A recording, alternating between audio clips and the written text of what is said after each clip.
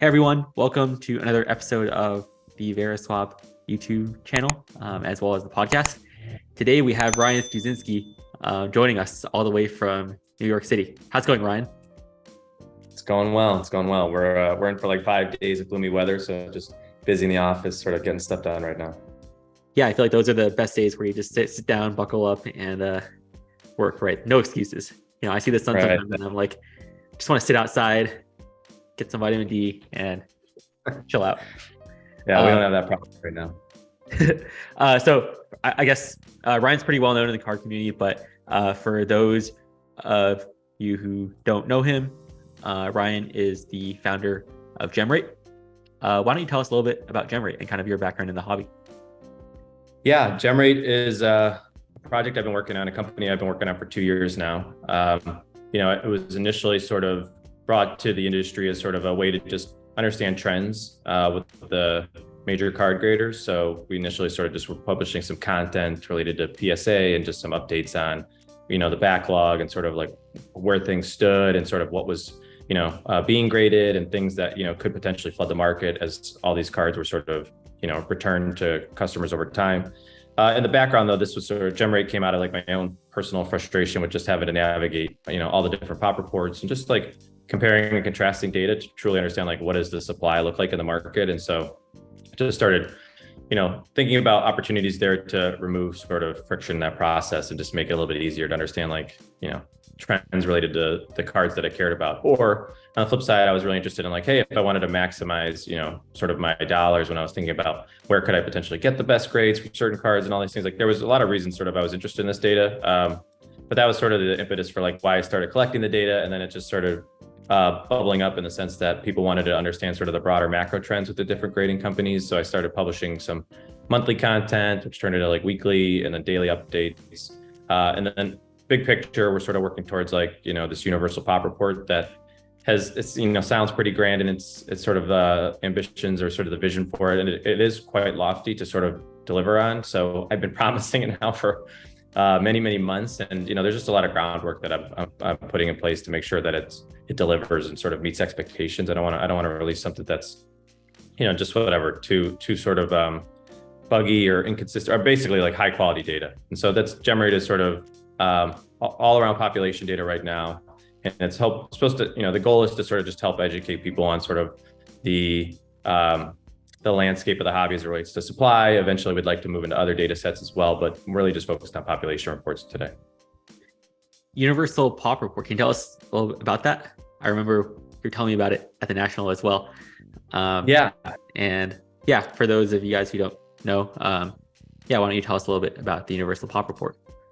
Yeah, the idea is just to sort of complement what the existing grading companies have built. So, the idea that you just want to quickly understand the supply of a card, or look at, a set, or look at, a player's sort of array of cards that exist. Right now you can barely do that through the lens of a single grader. And the idea of the Universal Pop Report is that you can do that in one single place, which will allow you to just quickly understand what that market looks like for not just one grader, but all graders sort of that we are currently following, which right now is sort of the major 4 grading companies: PSA, BGS, or Beckett, SGC, and then CCG Group, which is CSG and CGC. So those are the major companies we're following today. And then if the market demands or sort of calls for other companies, we sort of built the infrastructure that we can add to that as well. And so the goal is to just give you sort of one place to sort of view that data. And again, we're not trying to necessarily pull people away from the existing sites, but just complement them. And ideally, one of the big focuses for us is around integration. So we want to be able to make, we're of the belief that the better the data in the hobby, the more people will feel confident in the transactions they make. They won't feel like they're missing information, or that information's been incorrectly presented or misleading or whatever it might be, to sort of advantage the seller. And this is sort of just leveling the playing field from the buyer side of it. And so our goal is to really just take on that buyer perspective and think about where would buyers want to see this data and how can we deliver that data to them. So you think about marketplaces, you think about collection management tools, all the different places where people are transacting or sort of, compiling and sort of thinking about their collection. We'd like that data to be integrated there as well. Was there any particular piece of like user feedback that you constantly got that made you think like, oh, maybe I should be working on this universal pop report? Like, what was the impetus behind like why you wanted to create this? I personally felt the need, and like I wanted to work on a project that I wanted to be interested in and like really intrigued by. And I knew it wasn't like the sexiest project in the sense of like everybody was doing pricing data, and the population data is pretty clunky in the sense that it's not very uniform across the different grading companies, and it's just not an easy. It's just everybody sort of thinks about it differently, and so trying to merge the data across the different companies is a pretty lofty task. So I wanted to just challenge myself on that front, and I knew there was a pretty big need for it. I had heard just on a number of podcasts, this dream of a universal pop report that may never sort of ever come to fruition, and so I just thought it would be something that not that many people would sort of jump into. It would say actually, I had to put forth quite a bit of money just to sort of bootstrap this and sort of, before I was making any money. And so I just knew that was going to be something that would prevent people from trying this. And so it was my own sort of passion around sort of just like, I thought it was really interesting data that was going to be hard to make use of, but if I was successful in it, could be really valuable. And then just sort of chatter around like, oh yeah, there's just a lot of friction sort of in navigating the different pop reports. And if we had one singular place to sort of make sense of it, that could be, really additive to what exists today. Yeah, I can definitely see scenarios where it's like, just think about the amount of time that you're saving, right? If you're looking at like, Zion, Silver Prism, PSA 10, you don't have to look at PSA, BGS, SGC, CSG, CGC, right? You can just have it all in one go. That would save a lot of time. I think also like, yeah, I guess like the analytics, right? You don't need to like, not only like look it up, but like kind of like see the data from like a higher level point of view. I think that would be really helpful as well. What's the process like to like consolidate the data for like a specific card? Like, are you guys doing it like one by one manually? It's I've been pretty quiet about sort of like Gemrate's product roadmap this year, just saying like universal pop report, but a lot of it's because we've been doing just a lot of work behind the scenes to clean the data. So it's just like, how do we process the data or sort of prep the data so that it can be compared to the other companies and sort of like with some degree of confidence know when we found that one card exists on one population report and exists in another one. The harder challenge is actually knowing when it doesn't exist, not knowing that whether the matching on our side, the algorithm is correct, or if the card just doesn't exist. And so a lot of the work is actually going into QAing, ensuring that there's really high quality data there. There's some combination of though, we're doing manual QA, but we're doing like programmatically matching it, and then we're doing manual QA. So like in theory, I could have launched this many, many months ago, but it would have been, questionable at best if like the data quality was where it needed to be, and I wasn't really comfortable doing that. And so I've sort of just erred on the side of like, I want the initial take on this to be really strong and really, just really accurate. And so it's a lot of processing and sort of iterating on that, and then things that we've done to sort of try to scale those efforts. But it is a lot of like initial work. It just is. There's like a lot of manual effort too, to just make sure that like, the grading companies aren't consistent within like different, year to year necessarily with how they label cards, let alone trying to compare the data across the other companies. And so it was a lot of it was just me getting up to speed on the cards that I don't follow, and the sets that I don't follow. And, there's 120,000 sets on PSA to sort of, to think about. And so it was just sort of getting comfortable. And even then I'd still say like, we're a little bit, I would say we'll be slower to move with like Pokemon or something like that, for example, even though that's on our radar and we've been doing that. That's one where I still need a little bit more of like awareness around like just, nuances or things to be cautious about. So there's some elements of programming involved, and then some manual elements too. I see. So it sounds like you first used the programming to kind of like do a general sweep, and then you use the manual adjustments with your QA team to kind of figure that out, right? Yep, exactly. And it's very iterative. So then, as I learn more, I can kind of like put some rules in there, and I have some technology that I'm using on the back end to sort of tweak the way that I'm, matching and sort of evaluating cards. But yeah, it's definitely like each month I kind of like try to take a big step in the process, and I'm 9 months into this, and so it's much improved, and we're making big strides on it. But time just takes a lot of time. Yeah, no, I can imagine. It's just thinking about all the cards out there, having to verify everything, right? Must be. I wouldn't even know where to start, to be honest. But I feel like you probably have a better idea of kind of like where the 80-20 rule is, like where 80% of the cards people look up, the types, and getting those pushed out of the way first. So in terms of like QA. I assume you have someone else manually do that. Do you like train these people to be knowledgeable about cards? I'd assume like some level of card knowledge is necessary, right? Before you, so some level of card knowledge is necessary to be able to match cards across different types of grading companies. Yeah, I mean, so for the higher stake stuff, I still manually QA a lot of it. So a lot of what, we've had to build is not just the technology to join the cards, but I actually built a whole system to evaluate and sort of QA these cards more efficiently. So there's a whole bunch of tooling around and like admin tools to sort of quickly evaluate. And so, I'll QA the QA essentially, but for the higher stakes cards, the cards you'll see in the auction houses and things like that, I will be like manually reviewing most of those. And yeah, there's definitely like a process of trying to get somebody up to speed and getting the team up to speed on just like the nuances of like, again, like why is prism an additional word on, why is sometimes there prism and sometimes there's silver prism and, sometimes there's nothing when it is a silver prism, there's just a lot of nuance there. And, we can't solve for all that, but we built like a catalog or a key of like things to think about as you're looking at it. But the reality is, there's certain things that there's a process to sort of like work your way through whether or not cards are the same. And, it's some instances it's really simple and a lot of them, or some instances it's pretty painful. I try right now to your question earlier, sort of your statement earlier, it's like, we're trying to take care of the low hanging fruit right now, which is like, either really high population cards that have been seen across all the grading companies or high value cards. There's a whole long tail of cards where it's like, people cared about them in 2006, but haven't cared about them since, that we'll get to at some point. And we might even outsource part of this process and sort of like, open it up to the hobby to sort of like, if there's cards that people want, we might release this tooling that we built externally, so that people can sort of onboard their own cards into this database if there's sort of like a consensus that like this looks correct. But yeah, hobby knowledge certainly helps. And that's, that's across the industry, you hear that all the time. It's one of the biggest sort of constraints for hiring is that there is a lot of inconsistencies and a lot of just like, things you learn by participating. And so there's certainly a learning curve that, anybody we bring on has to sort of adjust to or sort of take on.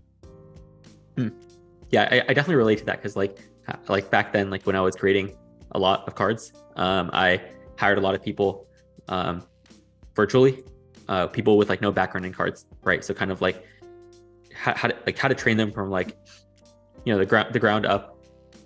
A lot of these people, they didn't even know sports, right? They didn't know like, they didn't even know sports. So like first teaching them about sports and then teaching them about the cards, all the nuances. There's, we've been doing this for years. So like, I feel like we understand the nuances, but for someone who, from the outside looking in, it's like almost an overwhelming amount of information, right? Which I think like that's kind of like one of the goals of Gemrate, right? To kind of like consolidate like all of this information that seems very impossible to absorb at first, to like very clean, digestible pieces that's a little bit easier to process, right? Totally. Yep. Yeah, leveling the playing field is a big part of this, and sort of, there's if the hobby's sort of going to just increase with participation, just I think information still just needs to be, better disseminated and sort of more sort of broadly available. And it's been a pretty siloed hobby in the way that like data's been sort of treated in the past. It was sort of like pretty guarded or walled.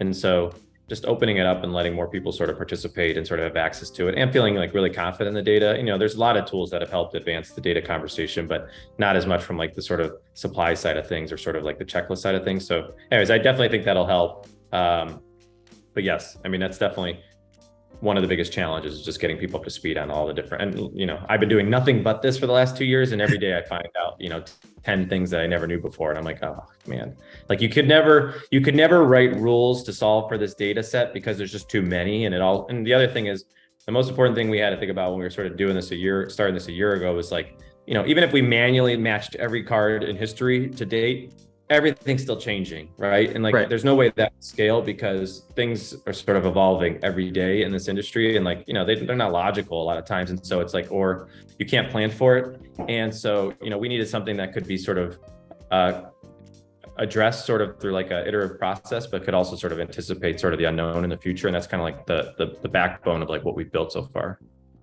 Yeah, that was actually a question I was going to ask. I was wondering if like you'd have to like QA the data again QA certain cards again after the QA has like kind of already been established, right? Or from like the way you're phrasing it, it seems like that's the case. The data is like even data that's been like solidified is like constantly changing, right? So you kind of like need to keep an eye out for that. Yeah, no, that's right. I think there's two parts of it. One is the grading companies, are still, they're subject to the sort of chaotic data of the industry, right? Like it's not like the manufacturers are handing them checklists that are in pristine condition and giving them the history of cards. And so, they have the human problem of cataloging and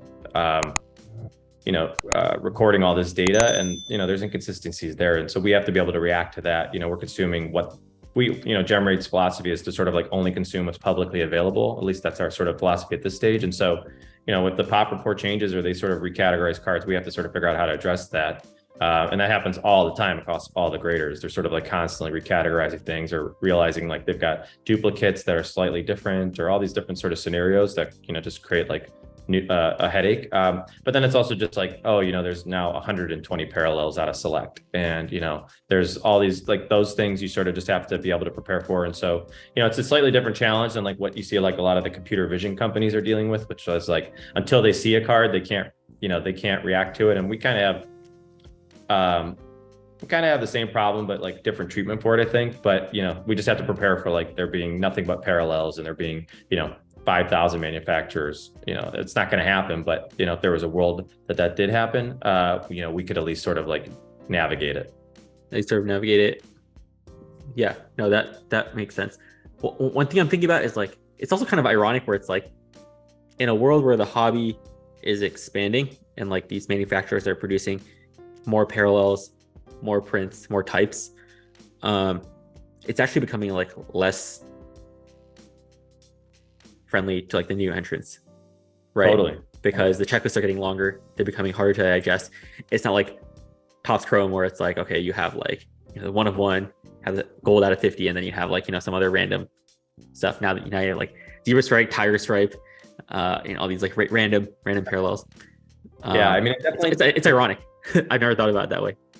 Yeah, no, it definitely, I think you're right. I think it is like a big hurdle. I think you hear it sometimes, I can't remember where I hear it most often, but like if just imagine, 10 years from now or 20 years from now when people are trying to re-enter and like, they're sort of nostalgic for this current time frame and they're looking at it when they, the younger generation has disposable income, like just trying to navigate sort of like all this nuance that's hard to navigate today, but like, thinking back 20 years from now or, 20 years in the future, thinking backwards, it's gonna be hard as heck to sort of figure out what the heck was going on here. And just that like, there's so much noise. It's not really well cataloged.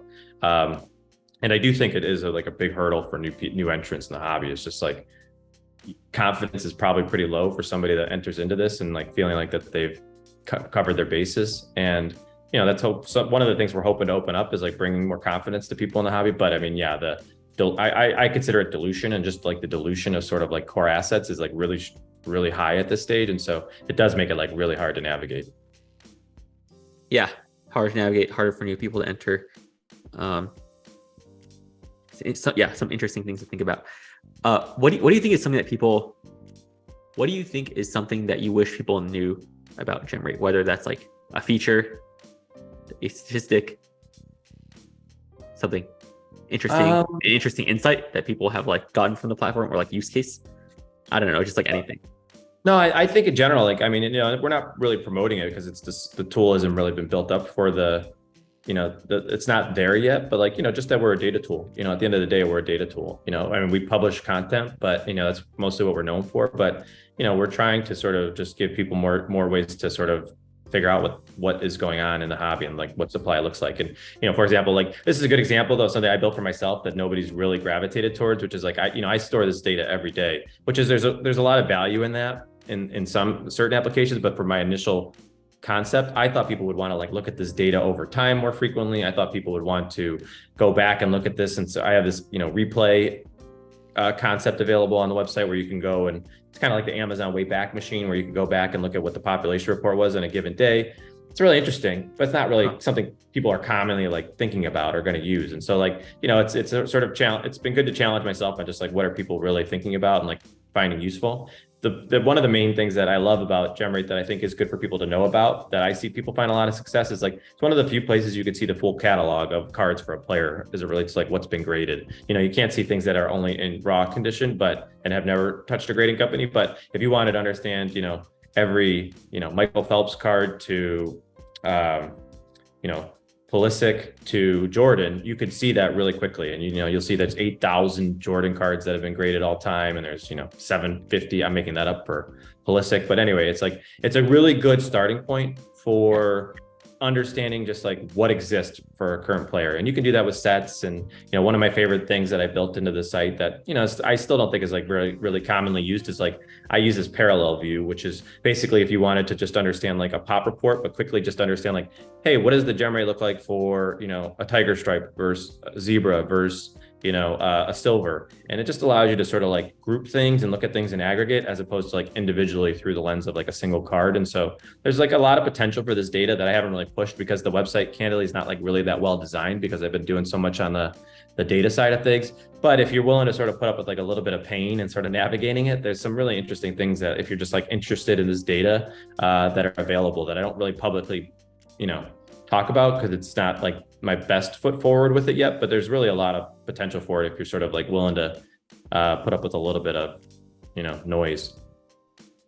Got it. So what I'm hearing is like, it seems like the tool basically like has a lot of functionality and like, but a lot of that functionality kind of like needs to be discovered by users where it's like, okay, like this is like a very interesting piece of information, but how do we slice and dice the data to kind of get it to, get those insights, right? Mm-hmm. You mentioned something about like the gem rates of like different parallels. I'm actually like just personally like I used to grade a lot. I'm just like very curious on like what does the data show if you kind of remember off the top of your head. Yeah, I mean, I think there's a lot of outliers, which I think is interesting. Like, one of the things I store all this data in a data warehouse too, so I can like quickly query it, versus like on the site, you have to, it's just jump through a bunch of hoops to sort of answer questions. And it's really interesting just to be like, what are the lowest gemmed cards from each set? And what is the lowest sort of like gem parallel across? And, it's like, there's a world where when this data is paired with pricing data, it becomes even more valuable because you would notice things like, it doesn't necessarily mean it's going to translate to pricing, but you'd be like, why is the Prism Hyper, which has such a low population and is such a hard to gem card, priced at a fifth of a silver Prism, right? And like, you'd like to think that like, if we're 10 years forward and like some of this momentum dies out or sort of like things normalize a little bit, or whatever, hype fades, that people look at that and they're like, oh, that's a really hard to grade card. And, so you see that across all these different sets. And so one of the things that I think will become increasingly more sort of considered is just like, what happens if a card is really hard to gem? And one of the hardest things I used to have to think about was like, if a card's really hard to gem, should the 10s be more valuable?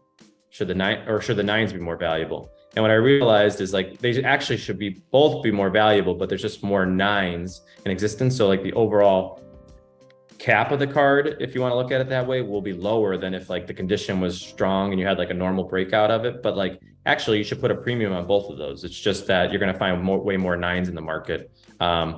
And as in total, like in aggregate, they'll be worth less than like what it'll look like for other cards that are sort of gemming at like a normal rate. But it kind of just will highlight inefficiencies in the market. And it's not like people are always trying to find that kind of arbitrage in the market, but I do think like I try to like think about like things that might sort of change is from a sort of like how the hobby views things, like what's conventional today that might be, different 5 or 10 years from now. And I think like stuff like that is where you can make use of this data.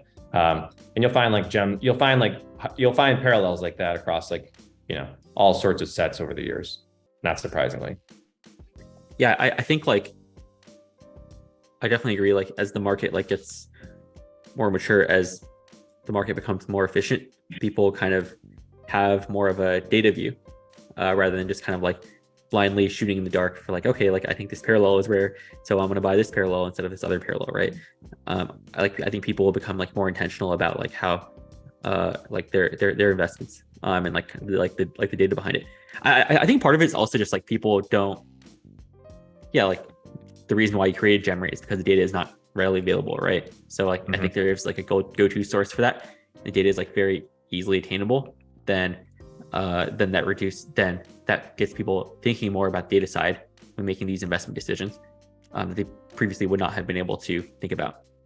Yeah, I think that's exactly right. I mean, when I was initially putting down on paper sort of like the idea of this was like, I want Gemrate to be a tool that like helps advance the narrative of certain sets or cards or players. And like, this hobby is not like, as much as people want it to be a stock market, it's not nearly as like fundamental driven, and it's a lot more narrative driven. I think you can have like a frame of reference to sort of like rationalize or sort of like compare and contrast things. So I think there's some elements from the stock market that could be pulled in, but ultimately it's like a pretty narrative driven hobby. And so like, I can't wait till the day when like I start giving this broader access to Gemrate and people just start writing like all the different sort of things that they find in the data that I don't have time to analyze today, that just like, highlight like, oh, look at all these sort of interesting sort of ways to slice and dice the data that highlight things that are like underappreciated or sort of have not really been considered in the past, or just to your point, like haven't been able to be analyzed because the data didn't exist. And so that's sort of the hope, is that this sort of starts to yield like more interesting content in some ways that sort of just hasn't been on the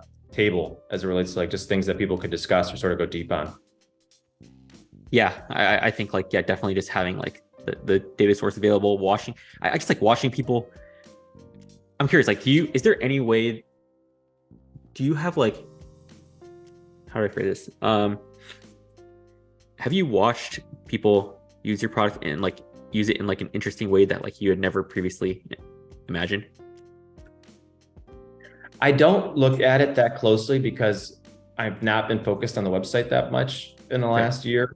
I do have like basic analytics tools in place to sort of just understand like what user behavior is on the site, and sort of, I really like to understand like, hey, are people trying to do things that I'm not thinking of that I should be building around, or are people running into hurdles? I think the thing that was just like not really the most surprising, but just like I'm really excited to see is like the people are using it. People use Gemrate data on like both ends of the spectrum. They use it to sort of like start with like a player and be like, oh, I'm interested in player X and I want to understand their market.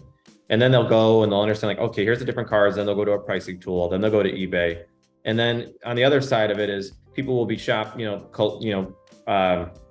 eBay or sort of browsing elsewhere, and they'll be like, oh, this is a really interesting card that I'm interested in, but let me do a sanity check on the pop report, and they'll come to Gemrate. So it's kind of like a last piece of information they want before they transact too. So it's kind of like a starting point when you want to understand a market for a player, but then like one of the last data points that people look at before they sort of pull the trigger on a card. And so it's more just knowing that that's like how people are using this data and sort of, thinking about how I want to build product oriented around those insights. But I would say it's like been surprising. It's just been interesting. I think the discovery side of it has been much more of it's been the part that people have rallied around the most thus far, is sort of just like as getting started on a market and sort of coming to learn more about players and sort of like compare and contrast things.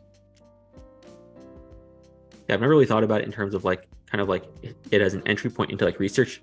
And also like kind of a last checkpoint before checking things out, deciding to buy a card. I'd imagine then like most of like your population, your user base is like investors then? Is that correct to assume? Or like, it's a good question. I have done zero research on it. I'm really big on like profiling and trying to understand your audience and doing segmentation. And because I haven't been focused on the website really yet, I haven't asked that.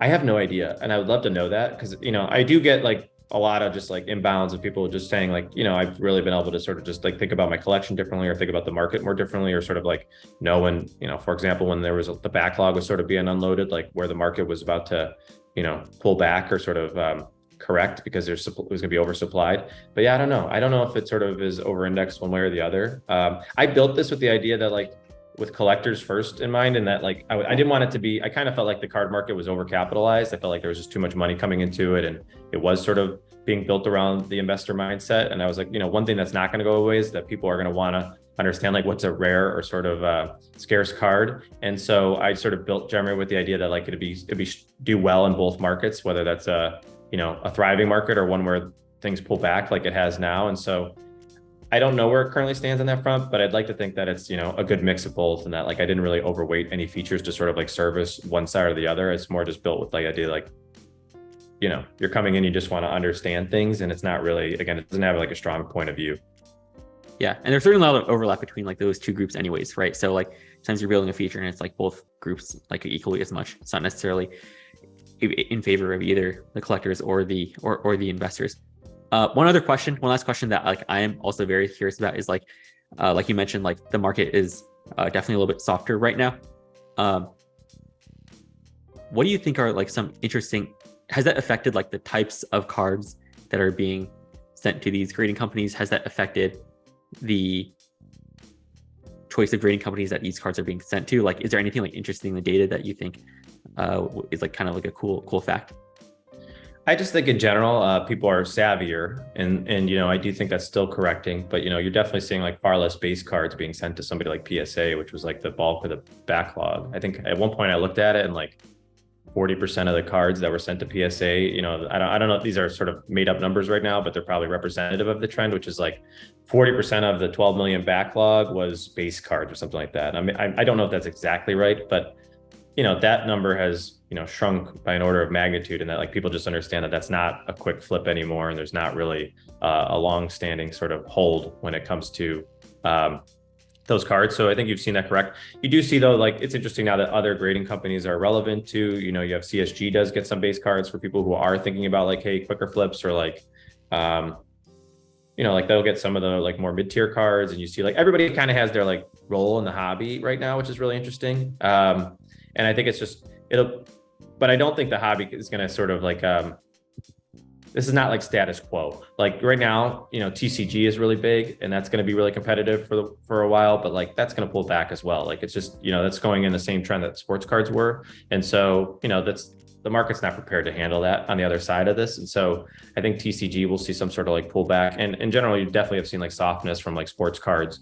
And so I think people are just savvier, and, I think market participation is still pretty strong, but I definitely think, people just understand that there's like the return's not quite there. And, to your point earlier, like there's definitely like a blend of like everybody sort of became more of a collector when you didn't move your cards as quickly. And so you just had more things that you were thinking about, or you're sort of more considered in like what you were buying, knowing that you might have them in your possession longer. So I think that's impacted the grading market as well. And people are just like less likely to sort of grade cards that they're not interested in. Yeah, people now think twice, right? Like I remember like in 2020, I was sending every card under the sun to PSA, regardless of whether they had big problems, because the grading turnaround times are pretty fast. The chance that they would miss something would also be pretty high. So, it would always be worth it to like send something in, right? But like now it's like, I feel like, maybe because they have fewer cards going through the door, they can take a look at the cards more carefully. Grading fees has also gone a little bit higher. So yeah, I think at least like I personally experienced the savviness, increase in savviness, as well. I also think like, a lot of the quick flippers are gone, right? I mean, like the activity that we saw in 2020, 2021, I think a lot of those people have like moved on to other things. So I think the trend is definitely leaning more towards the collectors now. Yeah. And I think I agree 100%. I think it'll be interesting to see sort of as like pricing has pulled back, and like, turnaround times are sort of like become more level across the playing field, like where these companies innovate. I think is going to be I actually think that's going to be really interesting for this hobby, which is just like what sort of adjacent things do these companies do to facilitate like more people participating or finding it interesting. Like you can't just like, if the idea of value increasing is the sole purpose of like the backlog and like the main reason people were grading cards, and that's mainly gone, where are people sort of like, what's the value, or sort of like back to first principles, like why do people grade cards? I think you're going to see a lot more innovation on them, or at least I'd like to think that's what's coming. And so I think that's really hopefully going to be productive. And so maybe people start grading cards for different reasons, and that sort of regenerates demand on it, but it's definitely not like just solely a pricing equation anymore, or at least like it's certainly moving away from that. And I'm really interested to see like which grading companies embrace that, because I do think those are the ones that people, end up gravitating towards in the long run. Yeah, I think there's probably also like, like you said, like things that the grading companies can do to like make the expand the reasons for like why people are submitting certain cards, right? It's not just solely about the price. Maybe there's like additional reasons. Can't think of any off the top of my head, but I'm sure there's something that, if I think about it a little bit more, can think about. Well, cool. We're running short on time, but it's been awesome to have you on today, Ryan. And where can people find you if they want to talk to you a little bit more and learn a little bit more about Gemrate? Yeah, you feel free to reach out on Instagram, Twitter. The handle's Gemrate on both of those. You can email me directly at ryan@gemrate.com. I'm usually pretty responsive and always open to feedback and ideas. Love sort of just like talking shop with people that are, exploring sort of ideas in the space or ways that population data could be better leveraged or other data that they think is just missing from the hobby. And yeah, thanks for having me on. It's good to catch up. It's been a minute, so it's good to hear things are great on your end, and I look forward to the next one. Appreciate it, Ryan. Alrighty, talk soon. Take it easy.